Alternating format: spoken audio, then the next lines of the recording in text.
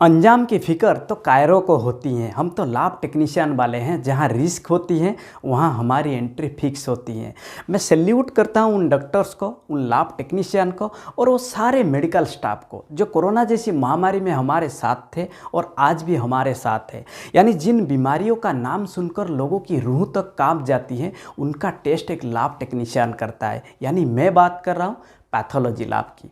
Pathology lab जहाँ पे आप अपना बॉडी फ्लूइड को टेस्ट कर सकते हैं, यानी ब्लड और यूरिन को टेस्ट कर सकते हैं। और कोरोना के दौरान हमने देखा बहुत सारे नए नए टेस्ट।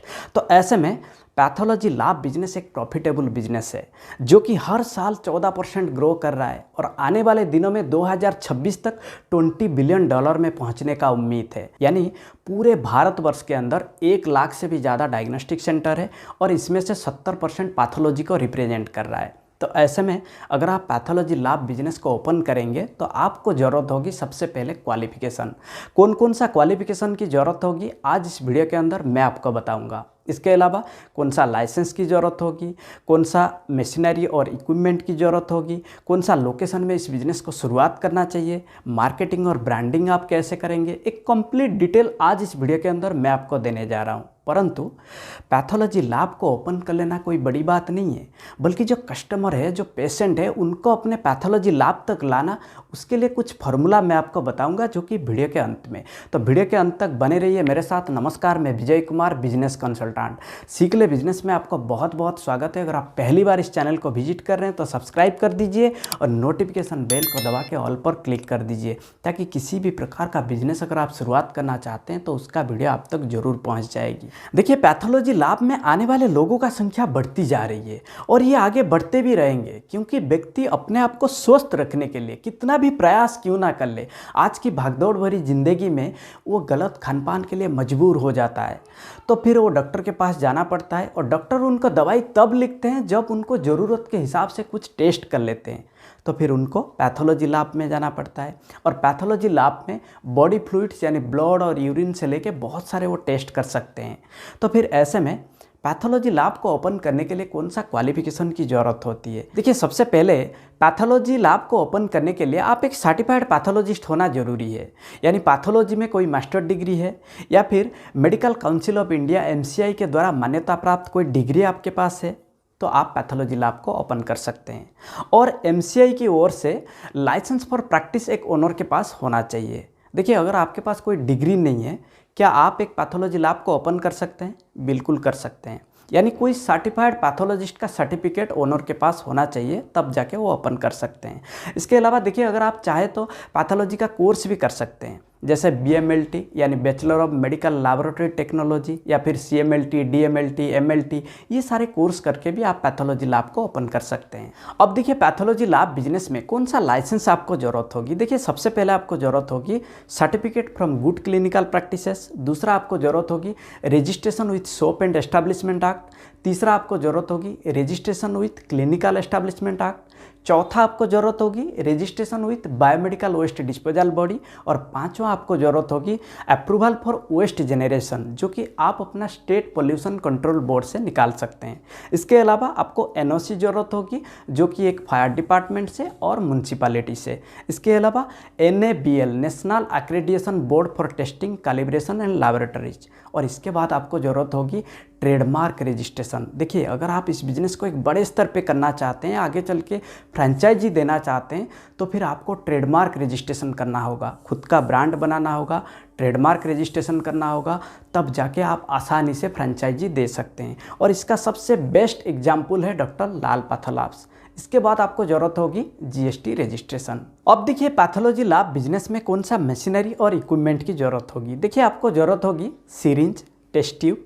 टेस्ट ट्यूब इसीलिए ज़रूरी है क्योंकि जो ब्लड सैंपल है उसे कलेक्ट करने के लिए टेस्ट ट्यूब की ज़रूरत होगी। इसके अलावा माइक्रोस्कोप स्लाइड और माइक्रोस्कोप की ज़रूरत होगी। इसके अलावा सेंट्रीफ्यूज मशीन, यानी ब्लड सैंपल को टेस्ट ट्यूब के अंदर कलेक्ट किया जाता है, उसके बाद उस टेस्ट ट्यूब को सेंट्रीफ्यूज मशीन के अंदर डाला जाता है ताकि वो सेंट्रीफ्यूज हो जाए।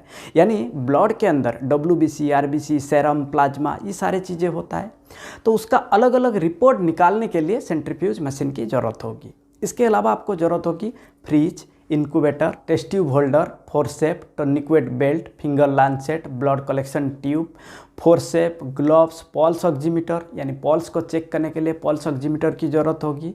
और आपको ज़रूरत होगी urine container, first aid kit, cotton swab, spirit bottle, tissue paper, dropping bottle और ऑटोक्लेव की ज़रूरत होगी। यानी जो लैब इक्विपमेंट होता है उसे स्टेरिलाइज करने के लिए ऑटोक्लेव की ज़रूरत होगी। इसके अलावा चेयर, टेबल, कंप्यूटर और प्रिंटर की ज़रूरत होगी। ये कुछ ज़रूरतें आइटम जो कि मैंने आपको बता दिया। इसके अलावा अगर और भी कुछ आइटम आपको ज़रूरत है तो आप थोड़ा खुद रिसर्च कर सकते हैं। अब देखिए, पैथोलॉजी लैब बिजनेस में लोकेशन बहुत ही महत्वपूर्ण है। यानी आप अपना पैथोलॉजी को ऐसे जगह पे शुरुआत करिए जैसे कि कोई मेडिकल कॉलेज के बाजू में, या फिर कोई गवर्नमेंट या प्राइवेट हॉस्पिटल के बाजू में, या फिर कोई प्राइवेट नर्सिंग होम के बाजू में, या फिर कोई MBBS डॉक्टर है जो कि मेडिसिन स्पेशलिस्ट है, उनके बाजू में भी आप पैथोलॉजी लैब को ओपन कर सकते हैं। अब देखिए, पैथोलॉजी लैब बिजनेस में मार्केटिंग करना और कस्टमर को अपने पैथोलॉजी लैब तक लाना ये बहुत ही महत्वपूर्ण है। क्योंकि देखिए, आप जहाँ पे भी पैथोलॉजी लैब को ओपन करेंगे आपके आजू बाजू में बहुत सारे कंपटीटर मिलेंगे। और नॉर्मली आप देखे होंगे बहुत सारे पैथोलॉजी लैब है, परंतु एक दो में बहुत ज़्यादा भीड़ है। क्यों होता है, क्या रीज़न है इसका? देखिए, हो सकता है कि कोई स्पेसिफिक टेस्ट के लिए वो जाने जाते हैं, कोई प्रेगनेंसी के लिए, कोई थायराइड के लिए, कोई डायबिटीज़ के लिए, अलग अलग टेस्ट के लिए वो जाने जाते हैं, जिसके चलते बहुत ज़्यादा भीड़ है। या फिर ऐसे भी हो सकता है सही रिपोर्ट सही टाइम के अंदर वो कस्टमर को प्रोवाइड कर रहे हैं, या फिर कस्टमर को बहुत ज़्यादा एक्स्ट्रा वैल्यू दे रहे हैं, यानी लो प्राइस के अंदर बहुत ज़्यादा टेस्ट करके वो कस्टमर को रिपोर्ट दे रहे हैं, यानी कस्टमर को सेटिस्फेक्शन कर पा रहे हैं। या फिर ऐसा भी हो सकता है कि कस्टमर को आने के लिए वो टेक्नोलॉजी को इम्प्लीमेंट करके उनके लिए और भी आसान कर दे रहे हैं। जैसे कि कस्टमर के लिए online booking, online billing, online report, website, ये टेक्नोलॉजी को इम्प्लीमेंट करके कस्टमर को और भी आसान कर दे रहे हैं। अब देखिए, जब आप अपना पैथोलॉजी लैब को ओपन करेंगे तो एक सैचुरेटेड मार्केट में आप पैथोलॉजी लैब को ओपन कर रहे हैं। क्योंकि जो मेडिकल कॉलेज है या फिर कोई प्राइवेट या गवर्नमेंट हॉस्पिटल है, उसके आजू बाजू में ऑलरेडी पैथोलॉजी लैब है। तो जब आप ओपन करेंगे, एक सैचुरेटेड मार्केट में आप ओपन कर रहे हैं जहाँ पे बहुत सारे कॉम्पिटिटर है, तो ऐसे में कॉम्पिटिटर से कुछ हट के आपको करना होगा। कॉम्पिटिटर को अच्छे से आपको परखना होगा, तब जाके आप एक सही एंटरप्रेन्योर बन पाएंगे। परंतु कॉम्पिटिटर को परखने के लिए और एक सही एंटरप्रेन्योर बनने के लिए ये 3 कैटेगरी का लोग होता है नॉर्मली। एक होता है जो कि उनको वो दिखता है जो कॉम्पिटिटर को दिखता है, और दूसरा कैटेगरी का होता है जो उनको नहीं दिखता है वो कॉम्पिटिटर को दिखता है, और तीसरे कैटेगरी का होता है जो उनको दिखता है वो कॉम्पिटिटर को कभी नहीं दिखता है। यानी ये तीसरे कैटेगरी का जो लोग है वो एक सही एंटरप्रेन्योर बन पाता है। देखिए, इसका बेस्ट एग्जाम्पल है थायरोकेयर टेक्नोलॉजी, जिसका चेयरमैन है ए भेलुमनी। वो खुद बताते हैं जब मार्केट थायराइड को टेस्ट करने के लिए 500 रुपीज़ लेता है तो ये लेते हैं सिर्फ 100 रुपीज़। यानी इनका जो फ्रेंचाइजी है वो ब्लड कलेक्शन करते हैं और कस्टमर से लेते हैं 300 रुपीज़, और 200 अपने पास रखते हैं और 100 रुपीज़ थायरोकेयर को देते हैं। यानी प्राइसिंग में ये डिसरप्शन ला दिए। और उनका कहना है थायराइड को चेक करने के लिए जो रो एजेंट होता है ना, वो सिर्फ 5 रुपये का होता है। 5 रुपये का 50 में खरीद के 500 में कस्टमर को रिपोर्ट देता है मार्केट, परंतु ये 5 में खरीद के 100 में रिपोर्ट देते हैं, जो कि कंप्यूटर को आज तक समझ में नहीं आया। और कंप्यूटर आपस में बात करने लगे तो इसी में इनका ब्रांडिंग भी हो गया और मार्केटिंग भी आसान हो गया। यानी पैथोलॉजी में ना 3 सेगमेंट होता है। एक होता है पैथोलॉजी, एक होता है बायोकेमिस्ट्री, एक होता है माइक्रोबायोलॉजी। यानी बाकी सारे पैथोलॉजी जब बायोकेमिस्ट्री कर रहे हैं तो थायरोकेयर सिर्फ बायोकेमिस्ट्री ही कर रहे हैं। यानी आप इसको समझिए। देखिए, सारे बैंक हाउसिंग लोन दे रहे हैं, परंतु HDFC सिर्फ हाउसिंग लोन को दे रहे हैं। इसके अलावा आप मार्केटिंग को कुछ इस प्रकार भी कर सकते हैं। अगर आप एक टेस्ट के लिए 1000 रुपीज़ ले रहे हैं तो क्या आप उसको एक पैकेज बना के दे सकते हैं। सपोज कोई एनीमिया टेस्ट है जो कि शायद 80 के ऊपर उसका टेस्ट होगा, तो उसको एक पैकेज बना के आप दे सकते हैं 3000 4000 रुपीज़ में। यानी सपोज मान के चलिए कोई पेशेंट आपके पास आता है 4-5 टेस्ट करने के लिए एनीमिया का, और आप उनको 1000 रुपीज़ चार्ज करते हैं।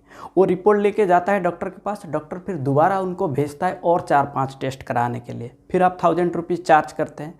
तो ऐसे में कस्टमर को बार बार 1000 रुपीज़ देना पड़ रहा है। तो ऐसे में क्या आप एक पैकेज बना के उनको दे सकते हैं कि आप एनीमिया का अगर आप 4000 रुपीज़ में 5 टेस्ट कराते हैं और 4000 रुपीज़ देते हैं, तो बाकी जो सारे टेस्ट है ये आपके लिए फ्री हो जाता है। तो ऐसे में कस्टमर बहुत खुश हो जाएंगे और आपके लिए एक लॉयल बन जाएंगे, आपके प्रति एक ट्रस्ट आएगा और कस्टमर आपके लिए एडवोकेसी करेंगे, दूसरों को आपके लिए प्रचार भी करेंगे। तो इसी प्रकार भी कुछ हट के आप मार्केटिंग कर सकते हैं। देखिए, जो बीमार आदमी है वो तो आपके पास आएंगे टेस्ट कराने के लिए, परंतु जो बिल्कुल ठीक ठाक आदमी है परंतु हेल्थ ओरिएंटेड है, क्या वो भी इंटरेस्टेड है आपके पास आके टेस्ट करने के लिए? अगर हाँ, तो फिर आपको सक्सेस होने में कोई नहीं रोक सकता। इसी प्रकार बहुत सारे मार्केटिंग स्ट्रैटेजी है, अगर आप जानना चाहते हैं तो आप मुझे कमेंट करिए, मैं आपको ज़रूर रिप्लाई दूंगा। परंतु अगर आपको ये वीडियो अच्छा लगा, लाइक और शेयर जरूर करिए। और हाँ, इसी प्रकार वीडियो अगर आप आगे देखना चाहते हैं, चैनल को जरूर सब्सक्राइब कर लीजिए। तब तक के लिए मैं विजय कुमार आप सभी लोगों को हृदय की गहराइयों से बहुत बहुत धन्यवाद।